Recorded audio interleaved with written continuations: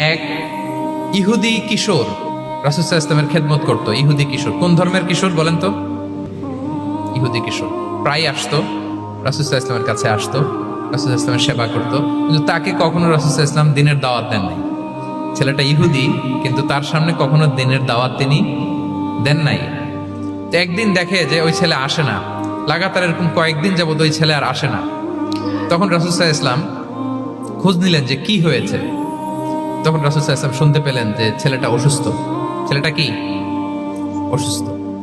আল্লাহর হাবিব সাল্লাল্লাহু আলাইহি ওয়াসাল্লাম তার বাসায় গেলেন, যে দেখলেন যে বিছানায় পড়ে আছে ছেলেটা। আল্লাহর হাবিব সাল্লাল্লাহু আলাইহি ওয়াসাল্লাম গেলেন, যে দেখলেন যে ইহুদি ছেলেটা বিছানায় পড়ে কাতরাচ্ছে, পাশে ছেলেটার বাবা। রাসূল সাল্লাল্লাহু আলাইহি ওয়াসাল্লাম তার মাথায় হাত বুলিয়ে দিলেন, তার খোঁজ খবর নিলেন।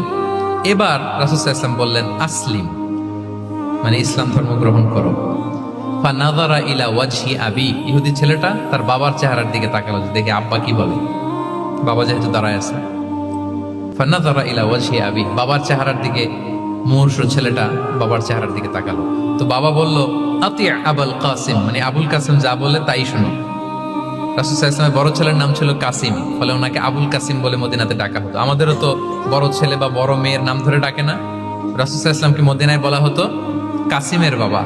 তো ছেলেটা যখন বাবার চেহারার দিকে তাকালো, বাবা বলল আতি আবুল কাসিম, তুমি আবুল কাসিমের অনুসরণ করো, যা বলে তাই শোনো। ছেলেটা তখন পড়তে আরম্ভ করলো আশহাদু আল্লা ইলাহা ইল্লাল্লাহ ওয়া আশহাদু আন্না মুহাম্মাদুর রাসূলুল্লাহ, মানে মুসলিম হয়ে গেল। রাসূল সাল্লাল্লাহু আলাইহি ওয়াসাল্লাম ইহুদিদের ঘর থেকে বের হয়ে আসলেন আর বললেন আলহামদুলিল্লাহিল্লাযী আনকাযাহু মিনান নার, বুখারীর বর্ণনা।